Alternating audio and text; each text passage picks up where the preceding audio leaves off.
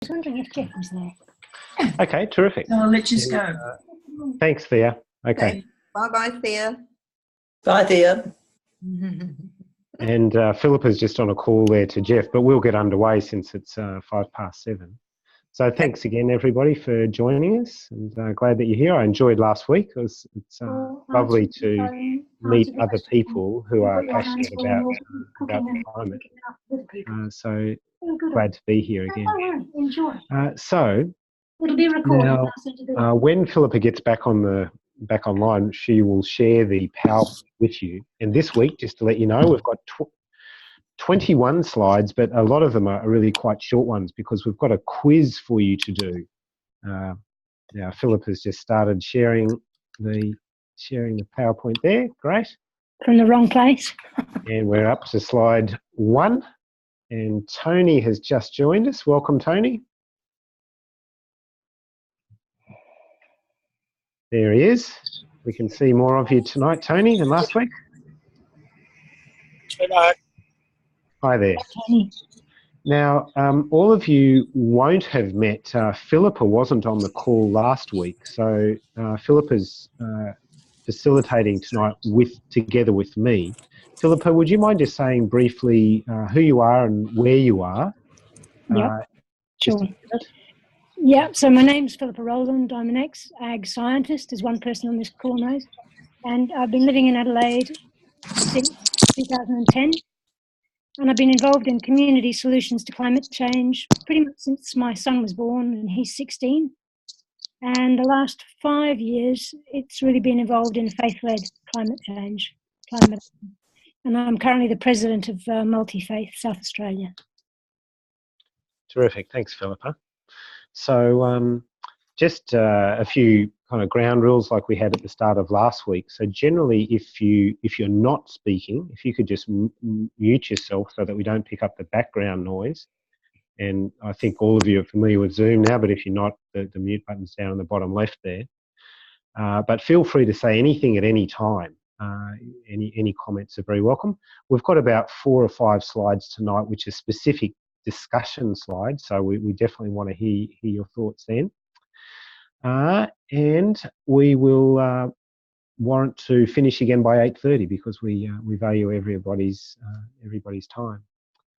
So Philippa has shared the first slide there, and just with an overview of where we're going tonight. So we're going to take a little bit. Obviously, the objectives of these webinars are to equip you, we hope, to run either a supper or a workshop for friends and colleagues in your context to around this living the change material to help people to live lower carbon lives.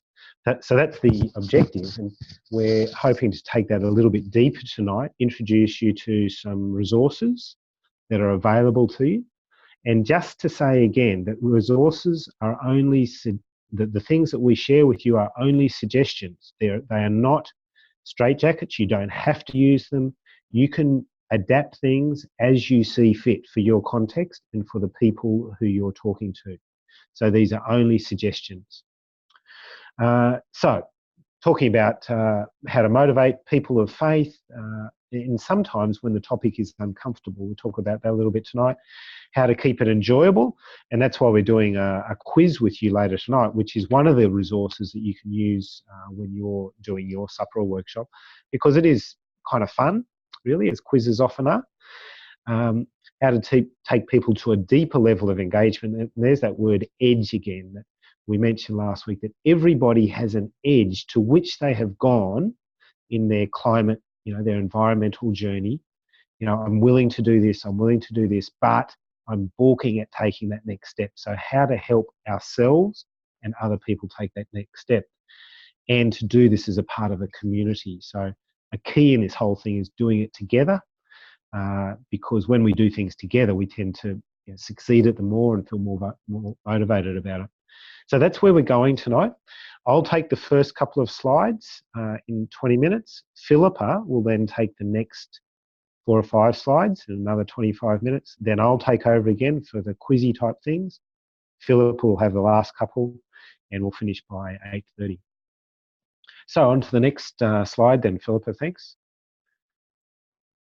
And so the next one is really to ask you of the things that you looked at in preparation for this. And if you didn't have a chance, that's okay. You're still welcome to be on the call.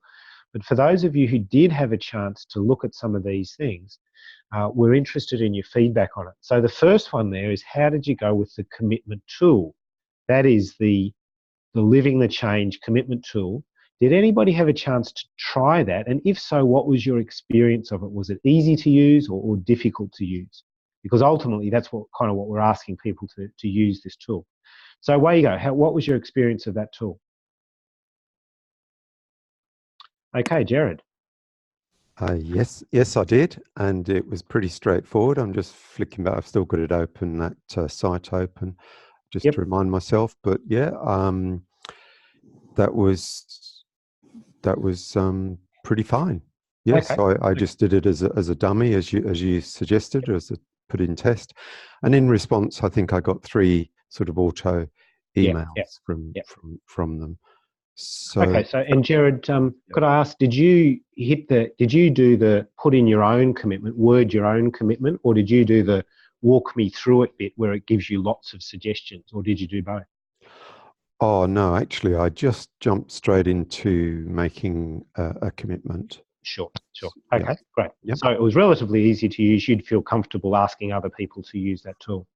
Okay, great. Thanks. Anybody else like to say? Yeah, I tried it. I made a mistake in putting test in my first name instead of my surname. That's fine. Yeah, no worries, Janet. That's fine. But it certainly was simple to use, and I wouldn't have any trouble recommending it to other people.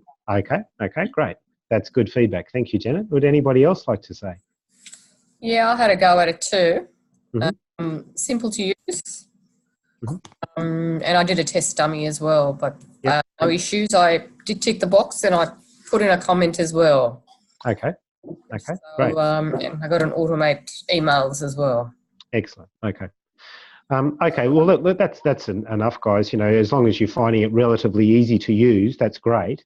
And just to note again, for those of you who haven't used that tool, that box on the left, which says walk me through it, takes you to a number of concrete options. You know, if you do this, then you'll save this much carbon. If you do this, you'll save this much carbon. So if people want concrete options, that's the button to hit. If you want it open slather, put in whatever commitment you want, you can just stay on the first page. Is that okay? Yeah, terrific. Okay, so the next thing on that slide number 2 that we're looking for your feedback on is, did anybody have a chance to look at that guidebook? So that was a guidebook that's put together by some other folk in how to run a supper. So lots of details there, very specific stuff. Now, we particularly suggested to have a look at Appendix 3, which is kind of how to run a discussion about these things. Does anybody want to make a comment about, if anybody looked at that, any comment about that? Yeah, I'd like to comment. Thank you, Helene. It definitely is the questions for discussion, and definitely is a clear dive in. Yes. And so people need to know in advance. Yes. I think it needs to be made really clear what the discussion is about, and you know what the hopeful outcome is, so that people are clear. One of the things that I picked up on was an invitation for people to talk about their feelings about making change, and an opportunity for people to share. And I think that that's really important, because then people can feel that they're not alone. Yes. And it's so important to share not only the practicalities of what we do, but to acknowledge the fears that actually drive the feeling, that underpin the values. Yes. So if we're asking people to live their values, then space to express the feelings. But what I noticed was that there's simply a comment in the, can I say, booklet, in the supper guide, that says, share the feelings and then do something with them. And I thought, from my experience of doing deep ecology work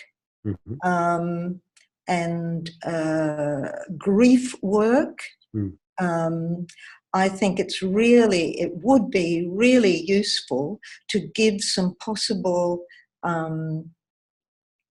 things that can be, or how those feelings can be worked with at the time, rather than saying go away and do something with them, which is what it sounds a bit like. You know, it's up to you. It's your responsibility. But actually, that is where there is so much potential for empathy and mutual understanding to happen in a group. So, you know, I mean, I've written down several short exercises that could do. So, Helene, can I just check that I understand what you're saying? You're saying that it needs explanation about, you know, where we're going with this conversation, and you like the invitation for people to examine their feelings, but you feel like that's just kind of left a bit flat. There's so much potential for people to explore those, and it doesn't really invite you to do that. That's a great comment. I appreciate that. I guess the balance to be had for all of us in running these suppers and workshops is recognise feelings. That's absolutely key. But what to do with it? Because if you've got a group of 15 people and everybody needs to explore quite significant feelings, you know, how do we have the time and the energy to do that? How can we give credit to people's feelings within the framework? But Helene, it sounds like you're on top of that, and you know, we trust you to deal with whatever feelings come up with people in the best way that you see fit. And maybe you can even share some of those exercises with other people. Yeah, Mark, can I take that a step further? Because I think that it's a really valuable learning that would actually be useful for the whole enterprise. Because I think with One Earth Sangha and some of the work they do around reflection and grief and the deepening of it, the process of taking, I mean, it takes all of us courage to face reality, and this process is about getting people to face reality and move through it. So if, Helene, you've got suggestions for small, you know, like the deep ecology work that John Seed does, it doesn't leave you languishing with it. It sort of gets you to... No. It's not about wallowing in feelings. I know. So Helene, I, for one, I think that would be very valuable to share with the group, and I'd even undertake it to try and pass it on to Kristen and others, because it may be valuable material. Thank you, Helene. That's a good comment. Would anybody else like to comment on this guidebook, if you had a chance to have a look at it? And if not, that's fine. I will take that as and welcome Wendy, by the way, who's just joined us. Glad you could join us. Okay, so the next thing we're looking for, would anybody like to comment on these other two resources that we shared with you? One is our run sheet for a workshop. So you understand we're giving you the option, really, if you'd like to run a supper, you know, it's a smaller thing, people having people for dinner and discussion there, or a workshop is perhaps a little bit more formal, maybe a few more people, perhaps a bit longer. A supper might be a couple of hours, workshop might be 3 hours. Thea has put together a draft run sheet for a possible workshop, and I'm about to run a workshop in a week and a half. Does anybody want to make any comments on that possible run sheet? Haven't had a chance to look at it. That's absolutely fine, no problem. Okay, that's fine too. I had a brief scan through it. Yep. Looked all good, because I'm more interested in the workshop than the supper. Okay. But I'll go and have a closer read at it. Sure. And again, Rita, just to emphasise, you do it your way. Yep. It's only meant to be helpful. It's pretty good. It just gives you that reminders, which is good to become accustomed to it and become an expert. At the start, you definitely need those points. Great. And the final thing we're asking for your feedback there, if anybody had a chance, I think Thea also sent a basic science of climate change PowerPoint that, again, you could adapt as you see fit, if it's useful to you to use in your context. Did anybody have a chance to look at that? And if so, any comments on it?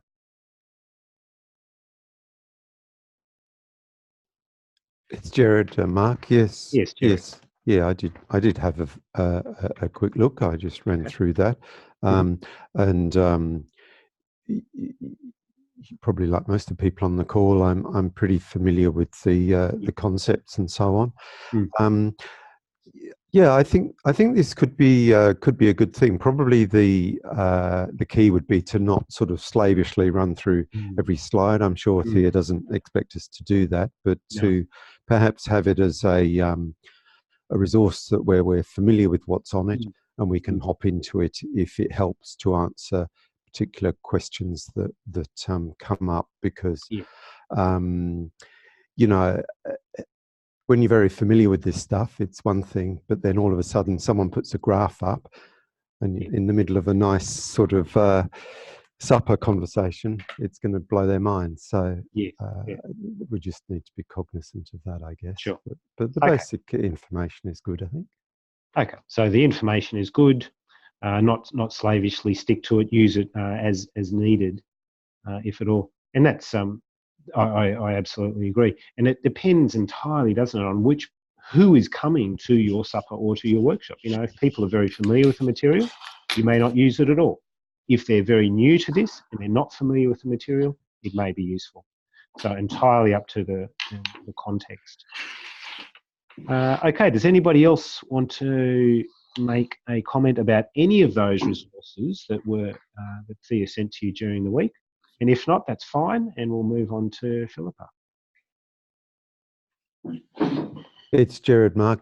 I just wanted to second the value of Helen's suggestions there, and I hope that yes, Philippa will be able to sort of draw some of that out, because you know, it does seem, you know, you do feel a little bit nervous when you read. I mean, it's great, fantastic resources, both the dinner and the workshop resource. But of course, until you've actually sort of leapt in and done it, and there's all these dynamics with whoever you may or may not have in the room, how will you know them, all that sort of thing. So just sharing that actually coincidentally, I've just been on a 2-day sort of workshop that I had an opportunity to attend that was kind of about, it was a little bit about change management, but it was actually from a sort of neurobiology point of view, using neuroscience, and just explained how our brains are hardwired because of our habits and our backgrounds and all those things. And actually, physiologically, there's a lot of things working against us, changing our minds on things. And I suppose I've always been familiar with that as a broad concept, but this was more from the scientific point of view, that actually you literally need to be able to rewire your brain, and just what a challenging process that is. So all the more important to have well-tested resources, which is obviously what we've got here. Thanks, Jared. So that's it's a really good point, that change is difficult for anybody, isn't it? For all of us, change is a difficult thing, and even physiologically in our brains, we're hardwired.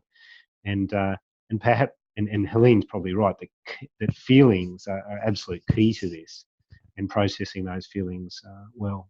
Yeah. Excellent. Okay, so I'll hand over now to Philippa for the next few slides. I find it interesting because I think the dialogue we've just been having kind of almost leads naturally into how you manage those kind of narratives when you're trying to take people to that edge of like facing reality that maybe for none of us business as usual is going to work anymore. Like maybe we all need to find a way to change our way of thinking. And just as a segue back to Helene and her comment about the grief and the fear side, one of the techniques that I've used over the last couple of years with great benefit is just at some point in any proceedings, getting people in pairs just to talk to each other and to be listened deeply so that you can actually speak and be heard, but to have them speak to each other, not just for a minute and have a chatter, but actually be listened to for like 3 or 4 minutes. And what happens when you speak for that long, and I promise not to go over time, Mark, is that when you speak for that long, you start to go beyond your immediate sort of blah response that you just flip at people. And it takes you kind of down deeper through layers to how you're actually feeling about stuff. And there's something quite deeply healing about being heard when you're kind of unpacking that sense of how you are tracking with dealing with climate change. And then you just reverse the process, and the other person is the listener and the other person speaks. And I found that's quite a valuable kind of knitting together the whole room and giving everybody, that value, being valued as an individual in the space. So I guess with this slide, this is really trying to get all of us to step up to be leaders in trying to create communities of change, where through these suppers and through these workshops, we can help inspire and fire up other people, not just to say stuff, but to do stuff. So the big thing about living the change is that step from words to action, and it's action in our own kind of lives. And that's held, as it says here, in that spiritual context, where as being people of faith, that in a way maybe gives us courage to face the hard truth together and to find companionship in that journey. So the pledge, that is tapping into what am I going to say about myself as a person of whatever faith, or even just a person who's passionate about being alive and a human. How are we going to craft our own personal response to that? And the benefit, it kind of affirms what we're already doing, but it also does that thing of taking us to recognise, what am I not doing? As Mark said earlier, where's that bit that I haven't gone to yet? And when you're doing that in a group scenario, the important thing is to make it okay for it to be scary. And so like even as a leader of a workshop or a dinner, you can say, well, this isn't even comfortable for me to actually think about what I'm not doing.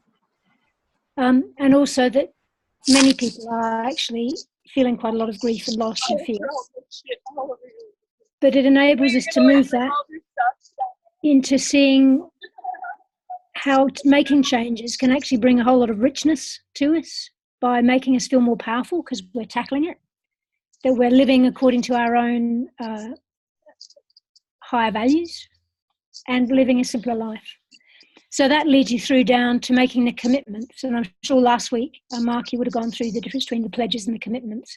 The commitments being a tin tack, I'm going to ride my bike once a week, or I'm going to not eat meat for a month or whatever. And so the other last things on that slide are about that inspiring each other and setting up a collaboration space. And that helps to build community where we're sort of collectively trying to move forward. So in short, what that means is that the role of leaders in the suppers and the workshops is not just to push people into doing something different, but actually to acknowledge and affirm them for what they're already doing.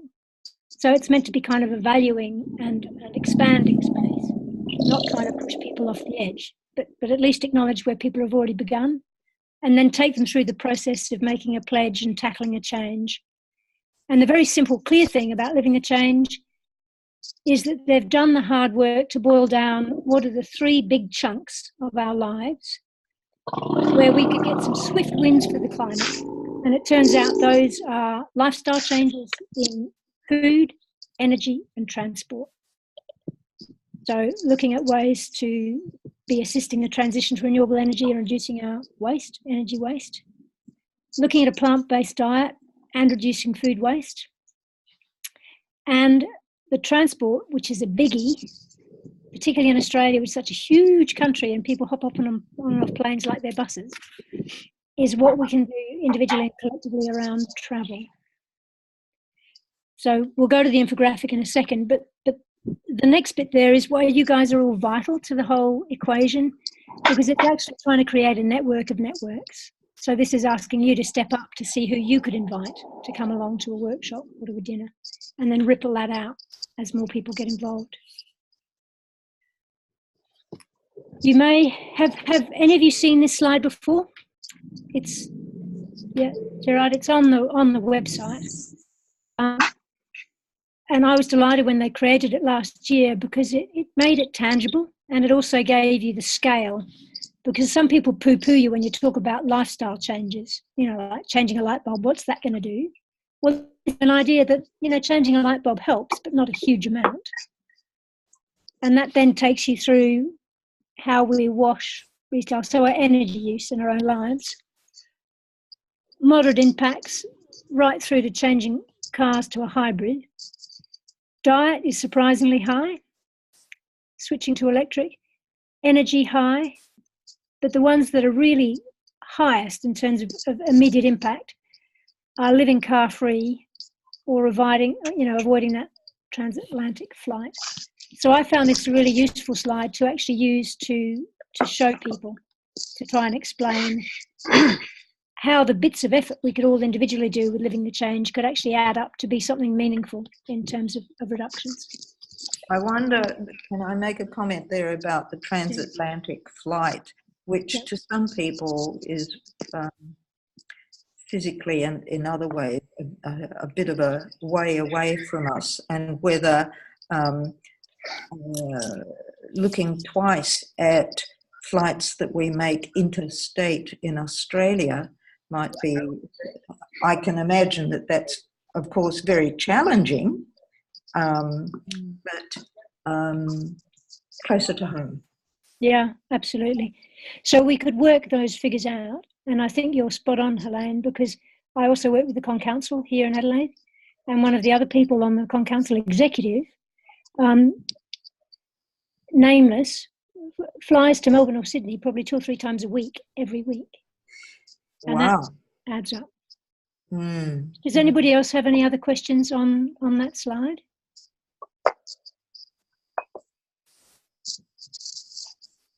One thing that's good, Philippa, is that it does include things that people are already doing.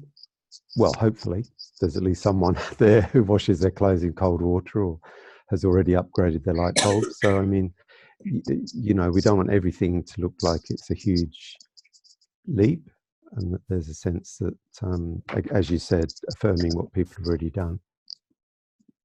No, I think that's good, Gerard. It's like having a landing page, where it's you're not being asked to turn yourself inside out straight away. You can do it slowly.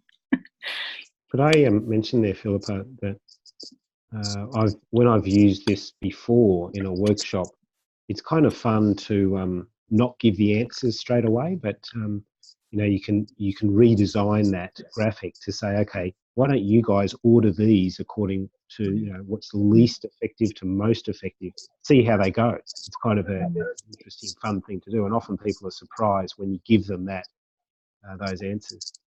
Yeah. Yeah. No, that's good. Yeah, that's actually what Appendix 3 workshop sort of suggests that we do. Yep.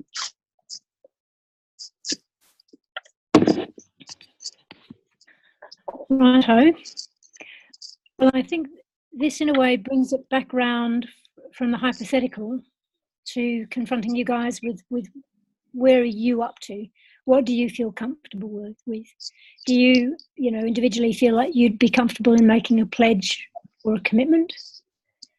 And these other questions are around, as Mark was saying, this edge, the thing that's maybe just out of reach that you might think of moving towards. So maybe if I just open that up for discussion, we could just go around and see what people felt like sharing on that. And I'd be quite happy if you wanted to, to take it in turns and even tackle them as a collective rather than going through all of us talking about the first question and the second and the third, because I think they're all related. It's about what's my next shift? How do I feel about it? Have I tried it before and it's failed? And what could I do to make it actually stick? And maybe what the barrier is and how we can move forward. So I'll throw that over to people. This sounds to me like a great opportunity for some group work. What work, Helen? Group work. Group work. Yeah, so generating,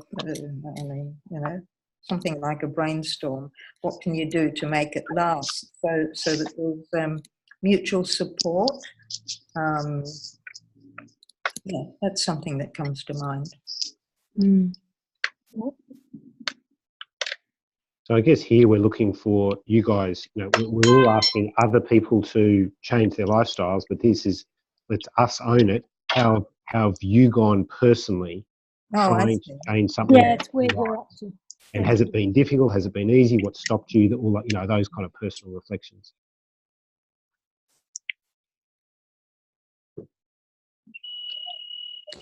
Philippa, I'm happy to have a go at kicking it off if you like. It saves me having to kick off. Because you look at the list and you think, yeah, I think I'm doing pretty well. This is going to sound really pathetic, but I mean, I think last year when we did this exercise and I held up the sign like that lady on your slide, and my sign said Green Power, and I'm still not there yet. This is for my personal, like in where we live here, because I just find that whole thing so baffling, I'm afraid. The concept of, going in, they make it so difficult to sort of figure out how you make those changes, and it just becomes, so tedious and boring that, yeah, I'm just being open and honest here, that I just find that a huge barrier. So perhaps that's helpful in some ways, because I mean, I'm being pathetic, but then I guess there's going to be other people out there as well that find that difficult as well. Totally, absolutely. I mean, welcome to phone hell. Like getting anywhere and too many choices, and not enough. I get you totally. So I think we've all got those things which sound easy, but maybe not actually happen. And that's certainly true for people who did it last year. And this is kind of like the reckoning a year later. Like, have I actually achieved what I said I was going to do? Classic jumper. Oh, shit. I was hoping there was how about, can you either maybe mute yourself? I don't know if you can still hear us. Okay, I'll get more data. How long are you open for? I think if I was there, I could mute him, but I'm not sure I can. How are you going, Tony? Can you hear me, Tony? Yeah, I can. Oh, hang on, I've lost beautiful. it. Something. No, that's fine.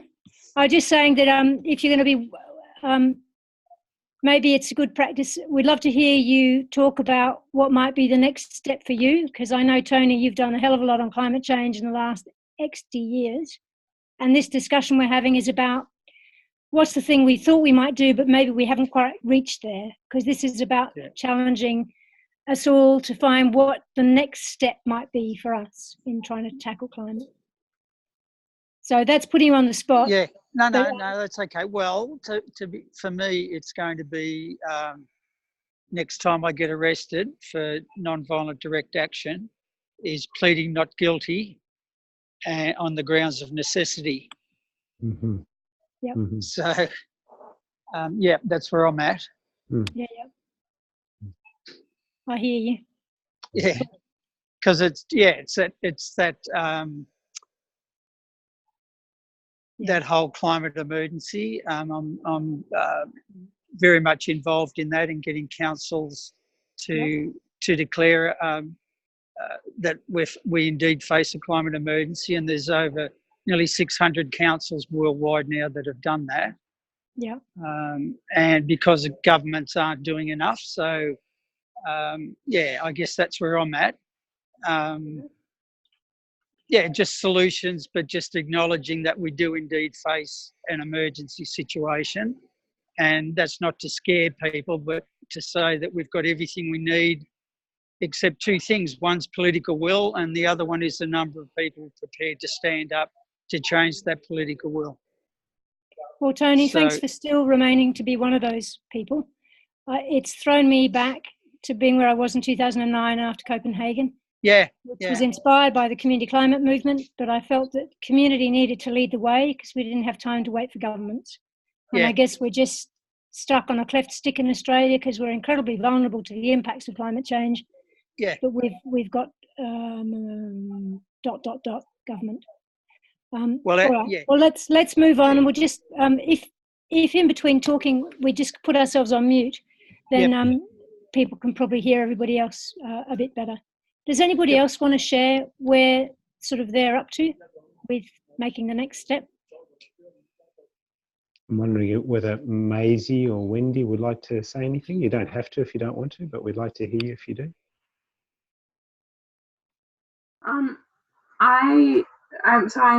I've been working on. I've been vegetarian for quite a long time, but lately I've been trying to be vegan, and I'm not the best at it because I love cheese. But I think a way forward for me definitely is the transport situation. I ride horses a lot, and there's a huge amount of travel involved in towing horses around the country.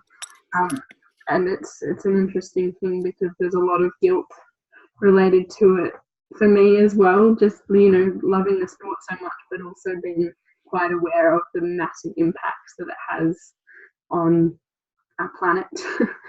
So yeah, that's something that I'm sort of trying to figure out at the moment, and just how to balance all of that.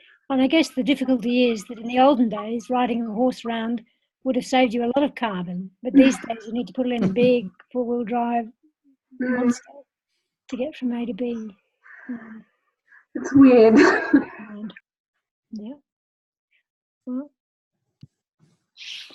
Hi, it's Wendy. As I was saying last time, here at Govinda Valley, we did go vegan a few months ago, and it's been quite easy because we don't have all of the delicious cheeses around to tempt us. But the thing I'm still working on is the transport. We do have a train very close by, but the distances are very long to everywhere I have to go. So I often wonder how I could reduce that. And I think the only thing is to go to less events and less meetings. Have things more on computers as we're doing now. Yeah, I certainly have found Zoom has been a great step forward, because if we were all trying to hold on to the end of a phone line, we wouldn't be sharing a meeting, whereas this is quite remarkable. Yeah. But I think you've touched on something which is really important for us to recognise in Australia, because we're a vast country and pretty divided between urban and country people, and the distances that people in country just have to travel to get food or get to school or get whatever. It's not really a choice. And there aren't always buses and things that can get you there. So I think it swings and roundabouts, and probably just you need to be forgiving on yourselves where it's not something where there are ready choices. And I think one of the key things that unpacks for me too is that the whole process is not meant to be judgmental. It's more like a shared learning community where people have all got their own individual constraints and aspirations and whatever. And by sharing ideas along the way, it helps each other sort of find a way to work out a way forward. And I have a guest here. This is Anna. Yeah, hello, Senna. Hello. Yeah, my comment about all that is that I got quite impressed with the amount of carbon footprint of the flights, the transatlantic flights. I had no idea how big the impact was. And for example, I'm from Brazil, and Australia is a very big country that has people from all over the world. And it's something very hard to manage because my whole family lives in Brazil.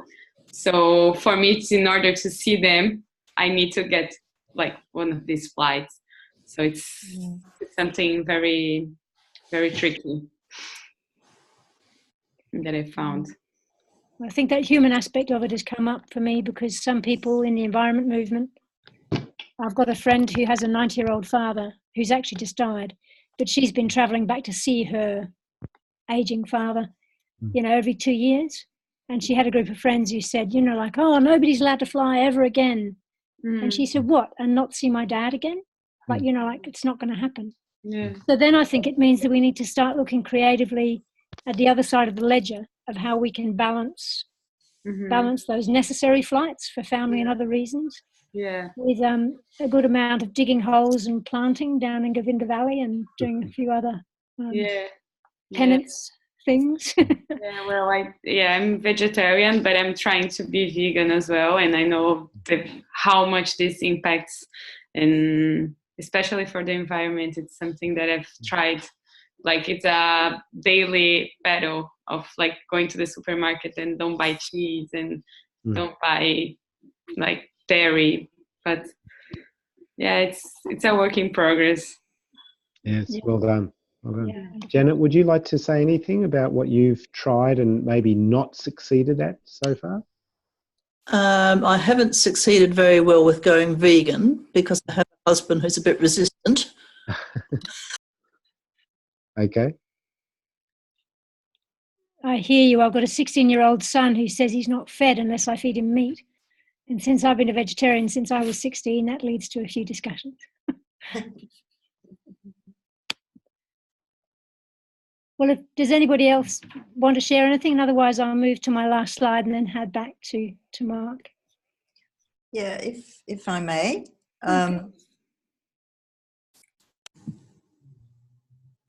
I get more than halfway down, and I can say, okay, I tick all of those. But the ones at the bottom, the air travel, could we go back to that slide just so that I can see it?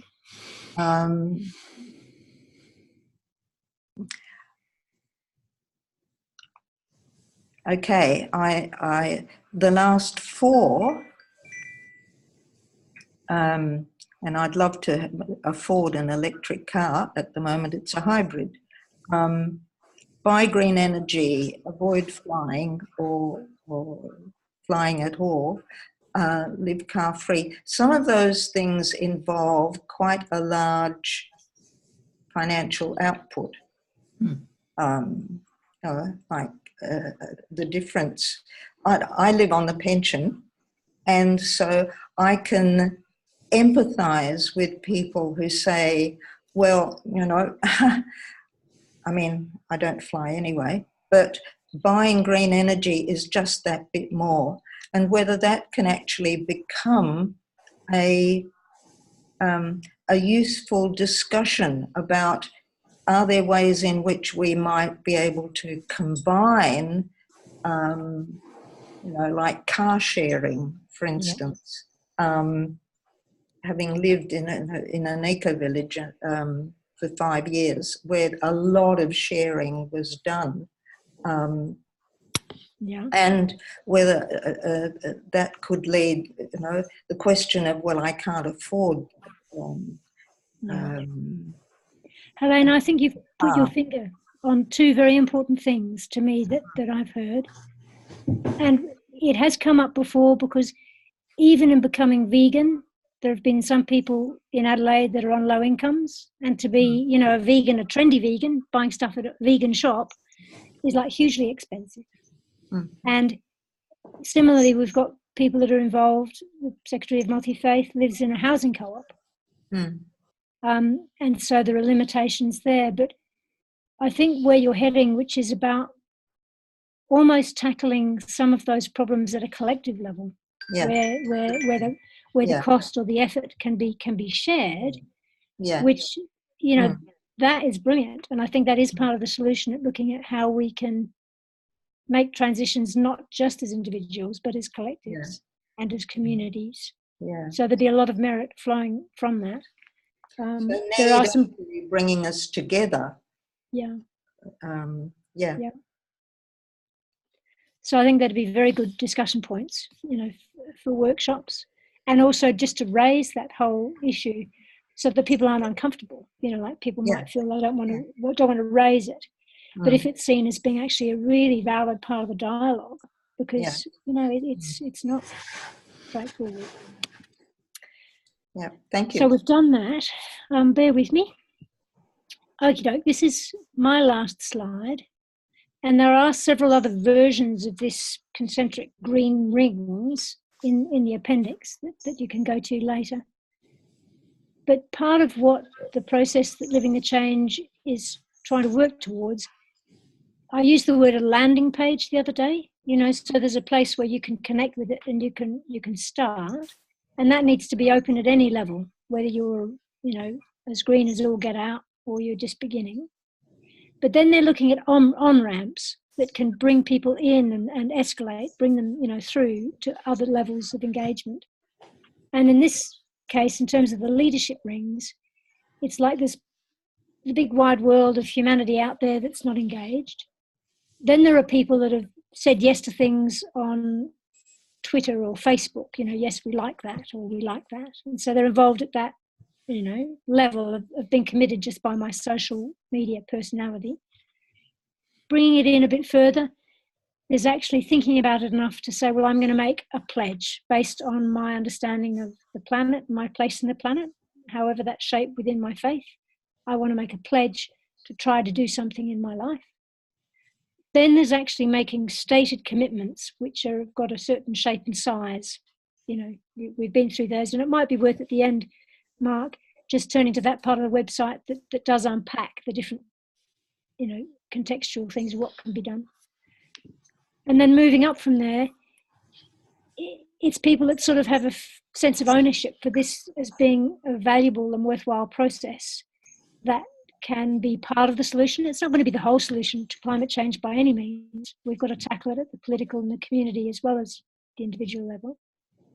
But if you think it's meaningful and worthwhile, then you'll be more engaged and invested maybe in sharing it and spreading it as a vehicle or a tool that could help turn, you know, us around.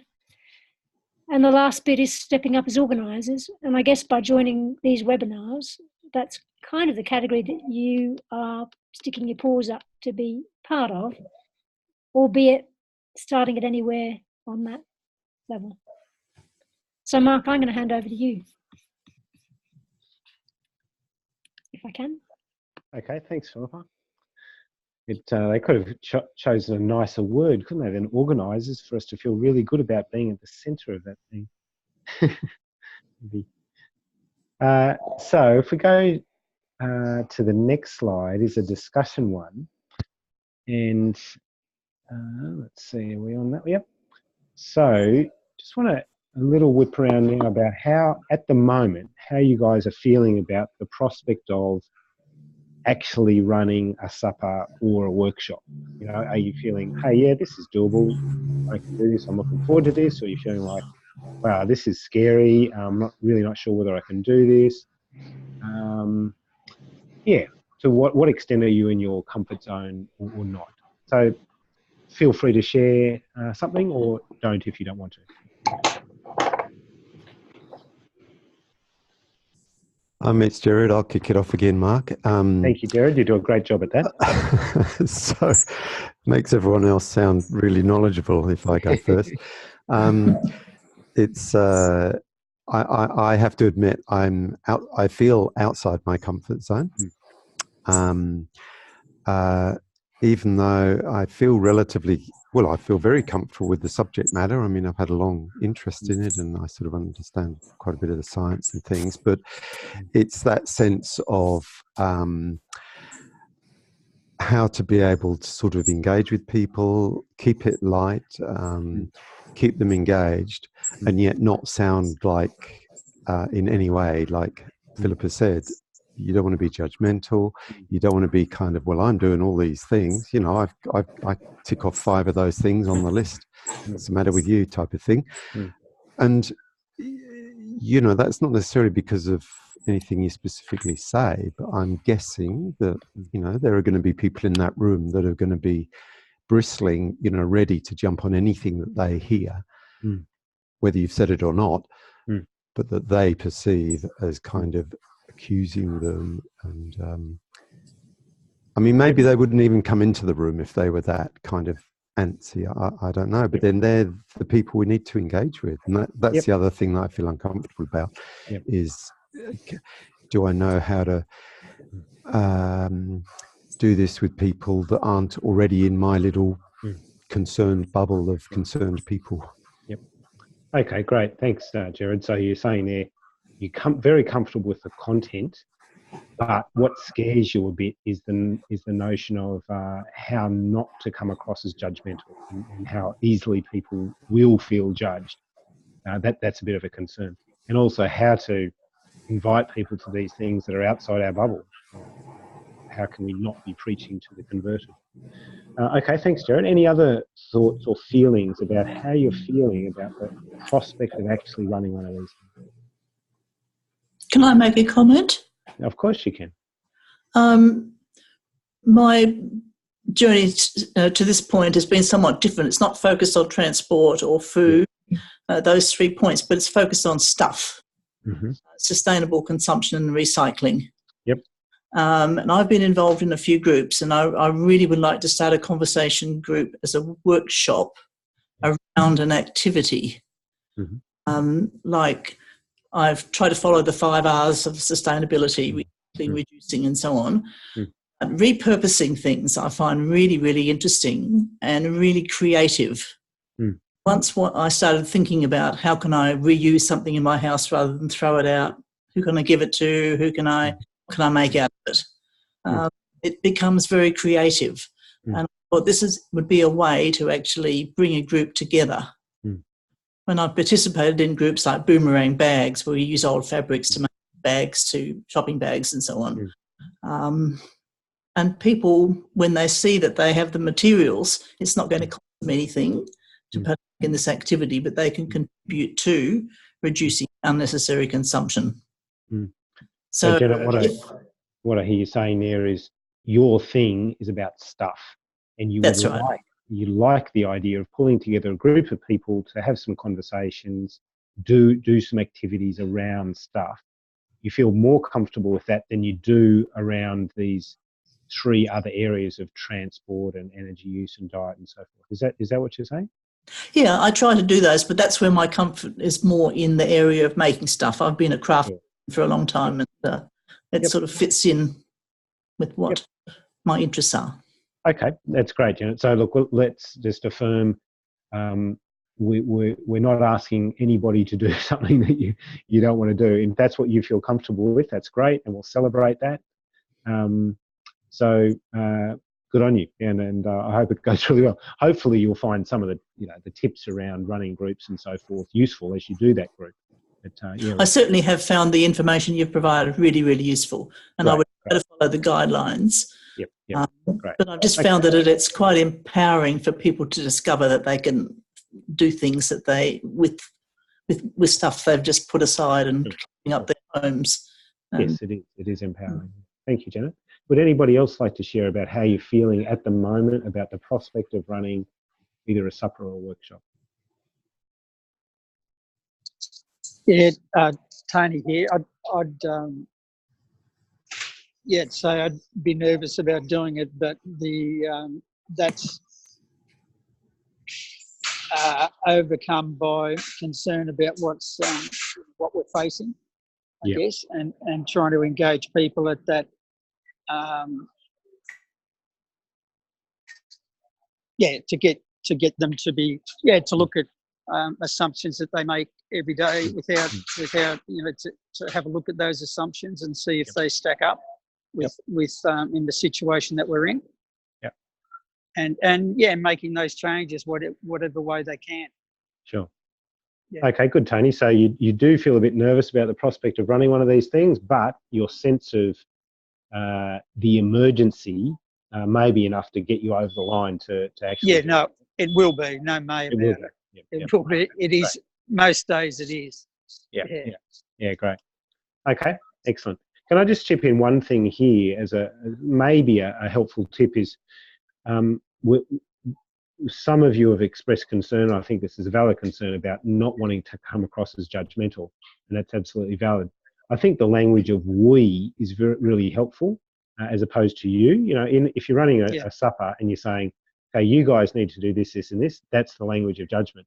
If you say, we need to work on this, that's the language of inclusion and togetherness. So, and I reckon you're probably all pretty good at doing that anyway. Okay, terrific. So, Mark, I'm going to have to be excused. Sorry, I'm not. Yeah, no worries, Tony. I need to go. So. Cool. That's cool. But, Thanks. Glad you could join us. The information is really useful that's out there that you guys have produced, and thankful for that. Great. Okay, bye Thanks, everyone. Tony, lovely to catch a glimpse of you. I won't see you next week, but go well, mate. Yeah, I will.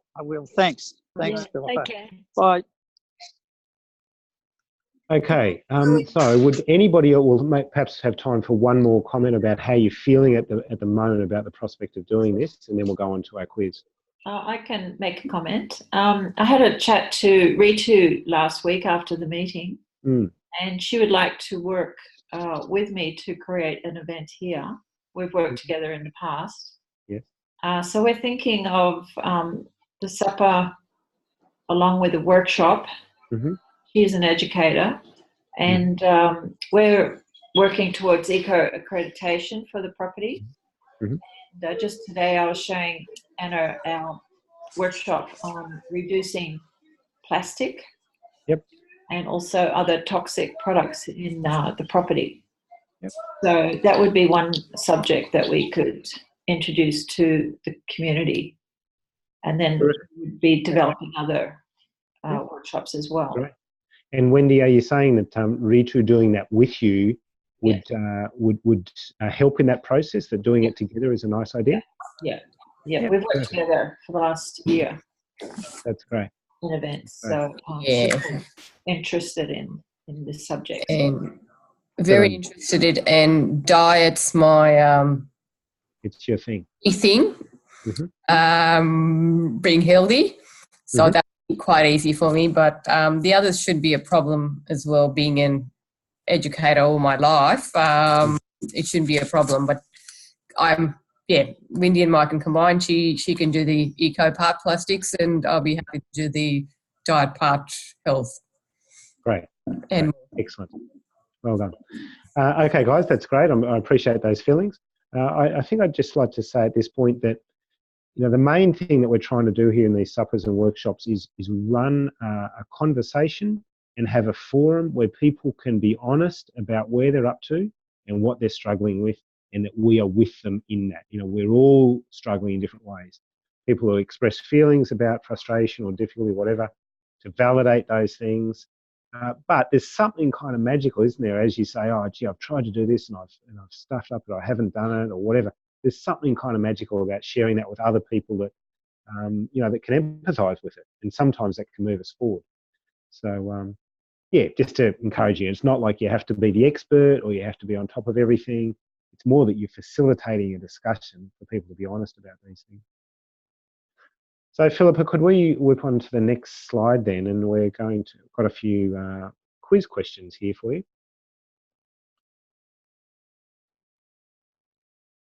And there's the first one there. Great. So, look, this is not meant to be a test. And if you don't pass this, you're out of the webinar. This is just meant to be, here's another resource that you could use these kinds of questions in your supper or your webinar, just to kind of pique people's interest, and a bit like we saw in that info one before. So just for you guys to do at the moment. So we've got the question on this slide, and then when we go to the next one, it's got the answer, just to see how you go. So the question there is, which offers more carbon savings in CO2 equivalents per annum? So option A, always eating chicken instead of beef and lamb, that is only eating white meat rather than red meat, or avoiding 2 portions of red meat per week. So which do you think offers more carbon savings? So just have a think yourself. We're not going to go around and say get you to say A or B, but just have a think yourself. Which offers more carbon savings, A or B? Sorry, Mark, you're going to have to explain B to me.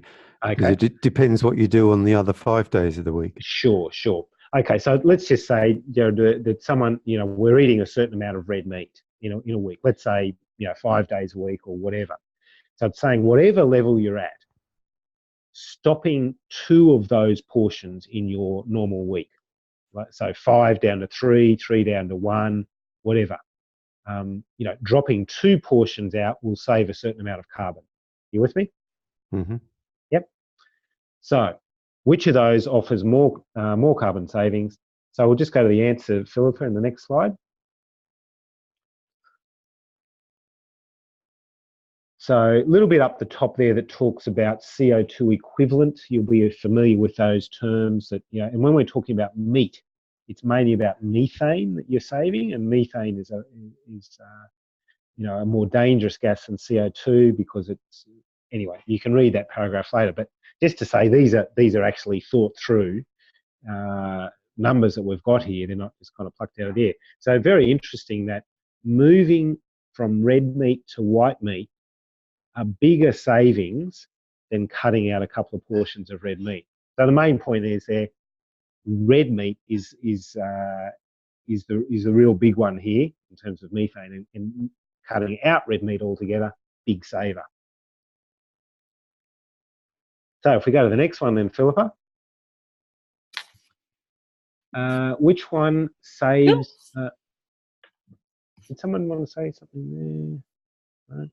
Okay, which one of these offers more savings in terms of carbon dioxide equivalent? Cutting out cheese. So hang on, I've done the wrong thing. There we go. What have you done? What have you done there, Philippa? No, that's okay. I went backwards. That's all right. Okay, there we are now. So, which one higher carbon savings? Cutting out cheese, assuming that you have 250 grams a week, cutting that out altogether, or reducing food waste. That is, you know, only buying what you need, not having to throw food out because it's beyond its use-by date. Just have a think about that. Which one would offer greater carbon savings? And then we'll go to the answer. And the answer is much considerably bigger carbon savings to stop or reduce your food waste. So pretty important to only buy what we need and not throw stuff out. There's big savings to be had there, 0.3 of a tonne. Okay, so we've got about, I think, 2 more of these. And again, just to say, you know, this is not about you have to get the right answer. This is just to say, here's another resource that you could use with people, kind of as a conversation starter. So the next question then, Philippa. Okay, which one offers more carbon savings here? Avoiding one average return flight from Melbourne to Europe, or having one less car in the family? What do you think about that? So if we go to the answer, this is pretty full on. Return flight Melbourne to Europe, we're looking at 6 tonnes of CO2 equivalent. And I think someone in the call earlier was saying that our Brazilian friend, you know, surprised at how much flights actually take. 6 tonnes of CO2 for that return flight from Australia to Europe. It's enormous, isn't it? And we're going to talk more specifically next week about flights and what to, you know, how do we deal with this? Because in Australia, it's a very tough issue. Okay, and the last one, I think, last quiz question we've got for you there is, which has more carbon savings? Avoiding the equivalent of 2 Melbourne to Sydney return trips in a year, so making 2 less of those trips in a year, or buying a compact car rather than an SUV, that is a sports utility vehicle, you know, a compact car rather than a big vehicle. Which one has more carbon savings there? And there's the answer. So both big carbon savings for sure, but buying a smaller car rather than a big one, almost 1 tonne of savings there. And that's because of the embedded emissions in the car itself. It costs a lot to produce one of those big cars. And of course, it takes more fuel when you actually drive it. So yes, the flights are important, 0.5 tonne there, but close to 1 tonne in a small car rather than an SUV.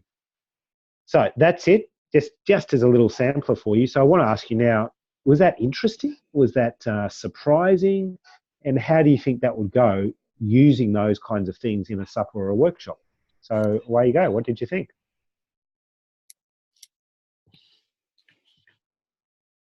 I think they're good discussion starters. Okay, good, Helene. Good discussion starters, partly because they're a little bit surprising, do you think? Yeah, and for generating curiosity. Yes. About impacts of various choices that we take for granted or don't even think about very often. Yep. Yeah, great. And curiosity is a wonderful emotion in this whole thing, isn't it, Helene? You know, curiosity leads to good things, whereas fear tends not to. Yeah. Good. Any other thoughts about how you found that experience yourself of the quiz, and whether you think that's a useful resource to use? I think it's a great idea, actually. Helps to break that ice at the beginning. Yep. So it's not me, you, whatever. So it's just talking about general and knowledge that they can gain out of this. Yeah, that's right. And it's almost certainly in a room of 10 people, plenty of people are going to get those wrong. You know, it's not like, you know, the answer's really obvious and you're a dumbo if you don't get it. Lots of people will be surprised by the answers. Yeah, okay. Any other thoughts about how you found that resource? I'm afraid the scientist in me wants to see, you know, the evidence. I want to know how they were put together. Of course, so yes. I could explain it. If somebody asked me a curly question and said, "How do you know that's true?" and I'd go, "I've got no idea." Yeah, right. I just would like to have some backdoor to the analysis. Just more competent. So I guess that's a good point, Philippa, and some people will want to know that, and they're valid questions. Mm. But so the last slide that I'll come to here before handing back to Philippa is, if you want more of those... Dorothy Dixer. that on the ARC website, there you will see that you can get more of those things under the ARC website. On the top left, there's a number of options. One of those is ACT. Then you can go to Living the Change. And then there's some sample pledges of things like we've got there, of how much CO2 equivalent it will actually save. And even gives you an equivalent there in trees. So there's plenty of resources like that on the website that you can use. So again, just to emphasise, all of these are just suggestions. You use whatever you find useful, and don't use what you don't find useful. All right, that's it for me. So last 15 minutes for Philippa. No, hopefully for everybody else. Yes, hopefully not just, that's right.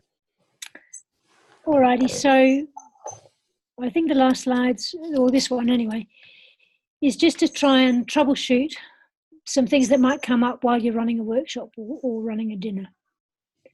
So one of the things that sometimes happen, and I guess I was a classic example of, what if somebody suddenly says halfway through your quiz, you know, what about the accuracy of what you're putting in front of me? And, you know, you sometimes get, and I'm not just going to say engineers, it's just people who are interested in the detail.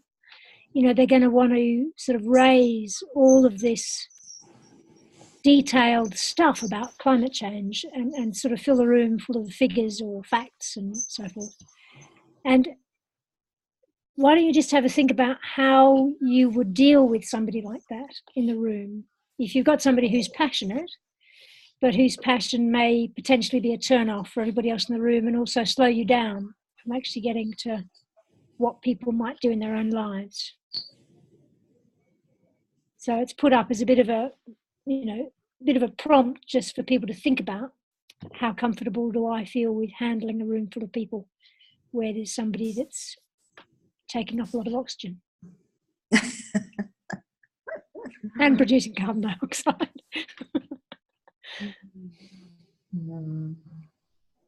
I've invited people to have a conversation at the end of the workshop, and together we do some exploring so that the basic workshop can get on, can keep going. Okay. That's one. So you'd run through the sort of the architecture or the main points and then open it up for discussion at the end. Yeah. Well, no, a specific person asking for, now, you know, can you prove that? Or I actually know that someone else has made this and this kind of calculation. And that's when I invite the person to have a conversation after the workshop. Good. And check with the other participants, like how important is this question for you also. Yeah, that's good. So throwing it back to other people so that it's collectively held. That's a good way. Anybody else have some suggestions? Ritu, as an educator over many years.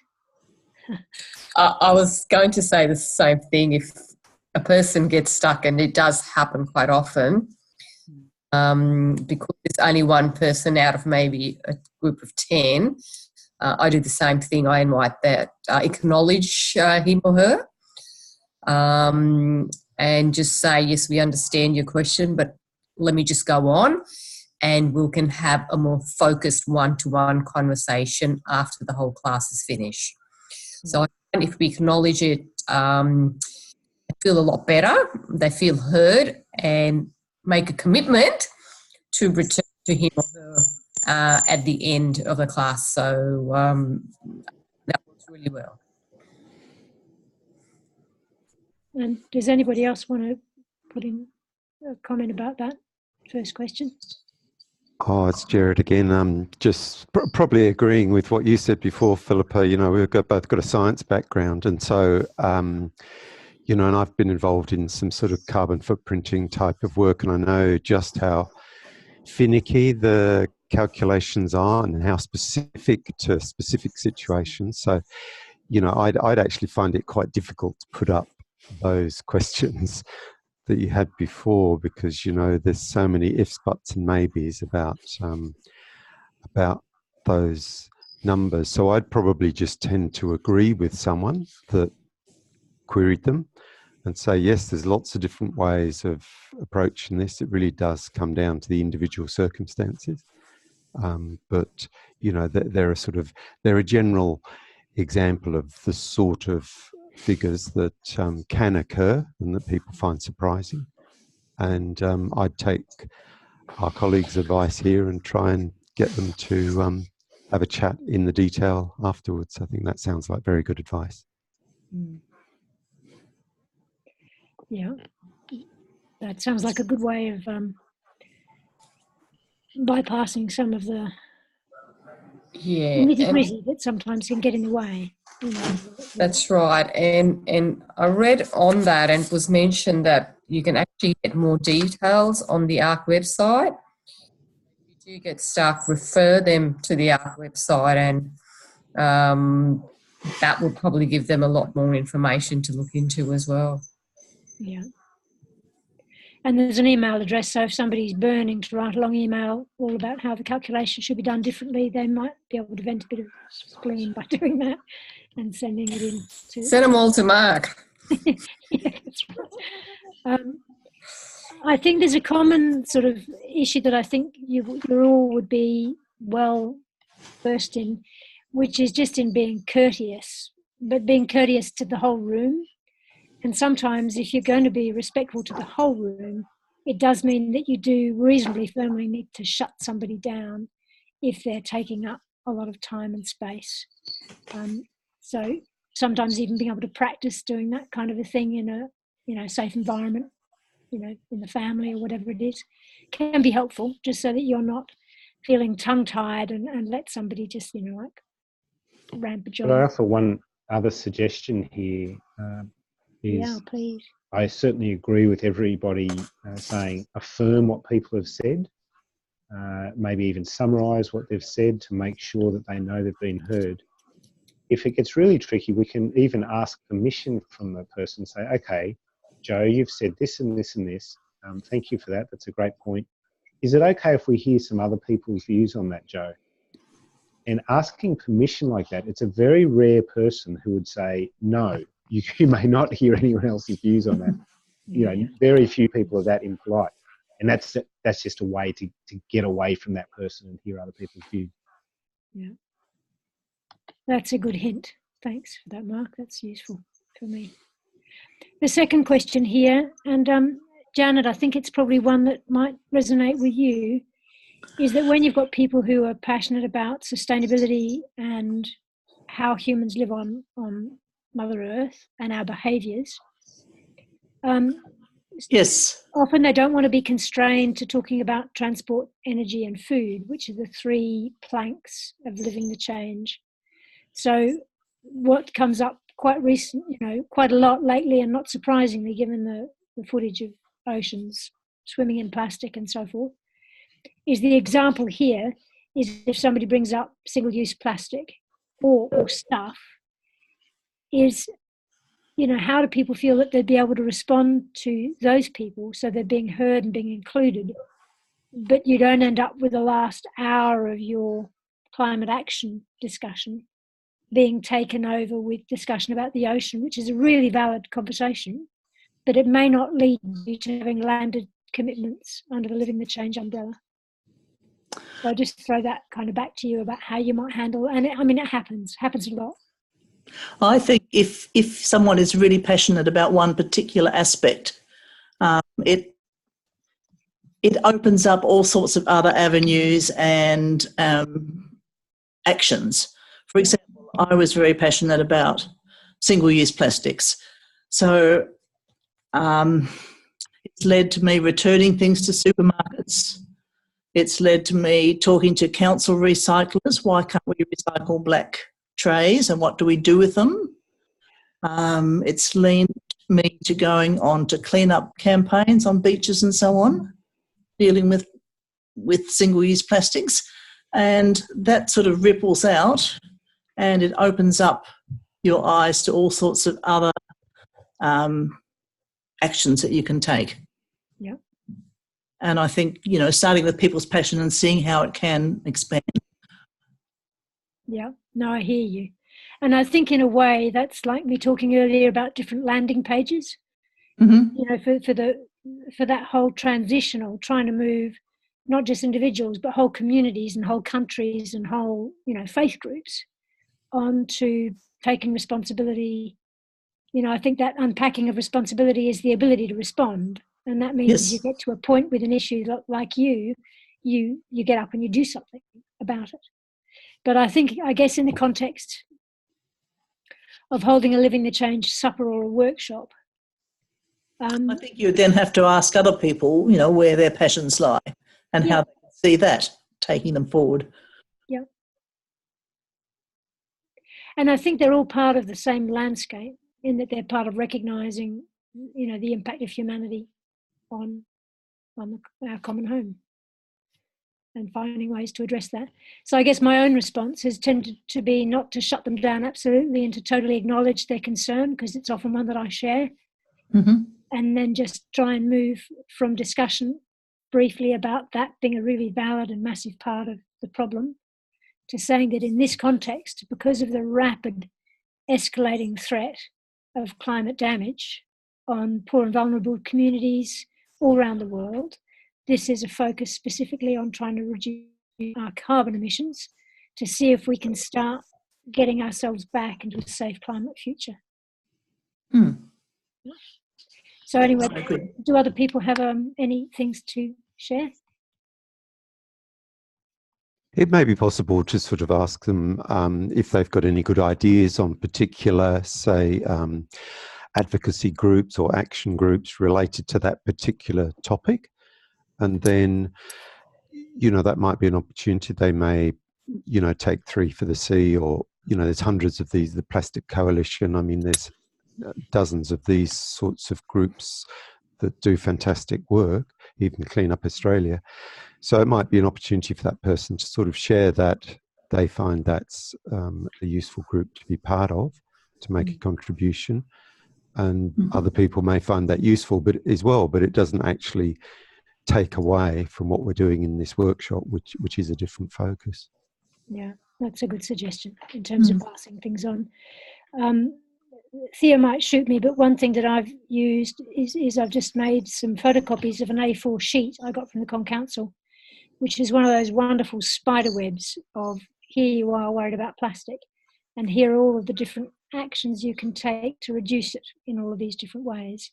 And it's just a 1 A4 sheet, And I just found that's been quite helpful. Everybody, you can take a copy of this as you go. And it's kind of a way of acknowledging that it's a big issue and it's a real one, but it's like sort of a shortcut to moving the conversation maybe back to the climate things. So yeah, they're all good suggestions. Very good.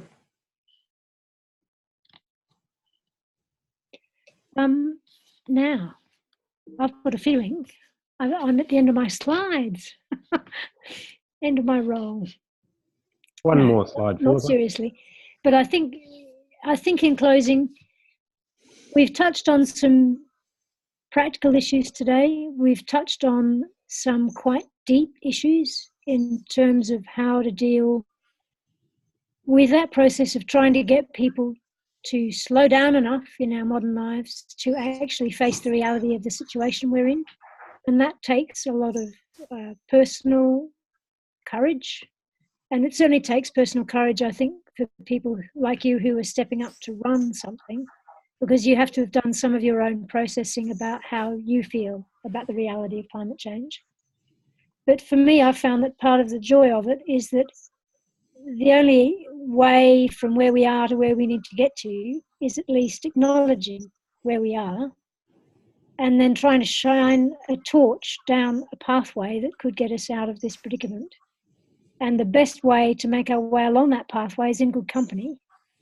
And I've found that everybody who gets involved in these webinars and in, climate activities in general are, by and large, hugely compassionate, intelligent people who are stepping up to be responsible human beings. And that's a pleasure, really.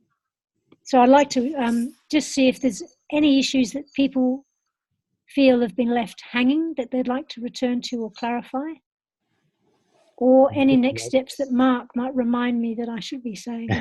Just to note, Philippa, there is one final slide. Is there? Mm-hmm. Oh.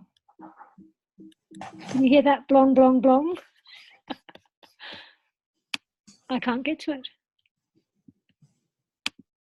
You click next. Oh, there we go. There it is. There it is.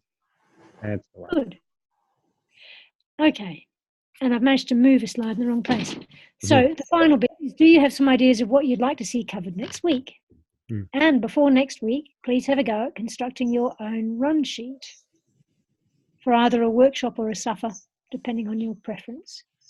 So that would be just to put out, chunk down what you would see as being a way you'd step through the process and what you'd need, resources, people, practical things like a venue, food if you're going to have it, who's going to help you. So a run sheet just puts down on one sheet everything you need to think about before you get there on the day.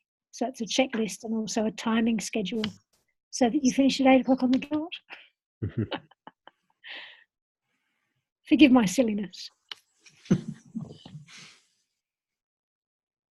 I guess that's just a way of making this even more concrete as you kind of think about actually doing this, to put down with pen and paper or computer. We'll start at this time and we'll do this for the first 15 minutes and so forth to make it a little more real. Would you like us to send those in, or we just talk about them next week? I don't think it's not necessary to send them in. You don't have to. So, but at the next week's webinar, one of the first things we'll do is ask how that process was for you. Was it a helpful process or not, and so forth. So, no, you don't have to send them in. But I think that probably all of you, if you looked at the bottom of your thing, as in your screen, you would all have the opportunity to share, like I'm sharing. And if I stop sharing, and we'll come back into this format. And I think of all of you will see at the bottom, stop video, invite participants. And there's a little green box that says share. So that if you share, then it will show you a whole screen and you could put something up. So, like that is a possibility in these Zoom calls, that one brave soul could put up a draft plan. And there we go. There's Janet sharing. There you go. Look at that. Janet's done it. So it's easy to do. And it just does make it that it can be a really shared learning space. Yeah. Because this is about co-creating, a way forward. And so just before we finish tonight, does anybody have anything that they particularly want to see covered next week so that we can make sure in the last one we do cover that? Maybe I think this is like a bit like the plastic issue. It's off the topic of what this is about, but I just want to make sure. And so there is this movie called 2040 that's been released, and some of us have probably seen it. I think it's like off track because it's more about what systematic things could happen. Are the mains, rather than it's not so much talking about individual actions. But I just wonder if we should be thinking about who knows how much impact it's going to have in the community. Hopefully everyone will go and see it, but I suspect that Rocket Man will probably get more punters than 2040. But it's a wonderful thing that it's out there. I mean, obviously, someone like Maisie, I'd be really interested in the sort of the youth, young people's response to it, whether it, because that's really who it's made for as much as anything. So I don't want to suggest we have a discussion about it, but just to sort of confirm that it's out there. It could get people interested, but it's and maybe we need to be prepared for that those sorts of issues to sort of come up if we do this sort of workshop and know the best way to deal with it. Yeah, I think that's a good point, Gerard. For me, it fits in the category of the really big importance of tackling disempowerment. How many times have you had a conversation with somebody who throws their hands in the air and say, "Oh, but what can I do? It's China. It's it's other people. It's not me." And the value of a film like 2040 is a big picture reality check on what is possible. So these conversations are not about pie in the sky. The IPCC 1.5 report that was released for the first time mentioned lifestyle change. So I can share with the group a link. I got Mark Howden to come into Parliament House in November and unpack 1.5 in 10 minutes and include in it that piece about behaviour change. Here's my timekeeper. No, she's been fed, sweetie. She's already eaten. That makes me think that possibly we might make suggestions for other films which could be part of a workshop or a recommendation for people to see. I mean, I know there's been some really good stuff put out by Thich Nhat Hanh. Helene, I think that fits in that whole category that we are becoming part of a learning community.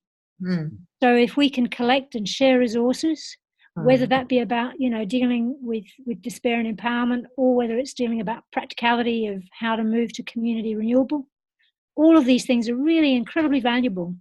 And the idea is, I think, is to find a way of gathering and sharing them where we don't drown each other, but they're sort of inspiring and helpful and, companions on the way forward. I like that. Companions on the road. Yeah. I just noticed that we have got to 8:30, so we probably leave it there unless there's any other burning thing that anybody wants to say. And we'll probably find this Zoom chat will evaporate in a minute. So next week it'll be Thea and I facilitating because Philip is off probably getting arrested somewhere. Is that right, Philippa? No, I'm running one of two meetings with faith leaders in Adelaide, trying to set up an interfaith rapid response network. Yeah. Good on you. Following on from Christchurch and Colombo. Great. Okay, so thanks again for being with us this week. So if you get a chance during the week to draft a run sheet for a supper or workshop that you might do, that'd be great. Bring that along next week. And I look forward to seeing you then. Okay, thanks everybody. Thank you. Thank you.